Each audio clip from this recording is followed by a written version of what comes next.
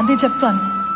నా కుమార్తె మేమందరము వారందరినీ పడుకోబెట్టి నా అలవాటుగా నేను వారు అలాగ పడుకున్నప్పుడు బెడ్ పైన తిరుగుతా ప్రార్థన చేస్తూ ఉండేదాన్ని.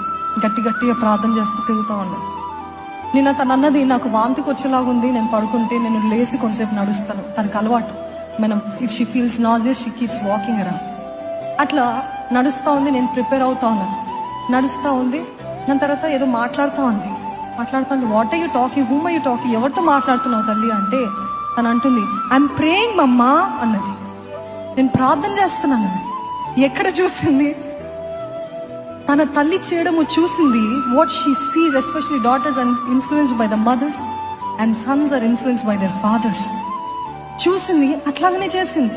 So the first law of education, పిల్లలకి ఏం తెలియదు కాబట్టి వారు ఏది చూస్తారో అదే చేస్తారు. అందుకనే సరిహద్దులు పెట్టాలి, కండిషన్స్ పెట్టాలి. ఇంతే చేయగలుగుతావు, ఇంతే ఉండగలుగుతావు అని నువ్వు చెప్పాలి, మీరు చెప్పాలి.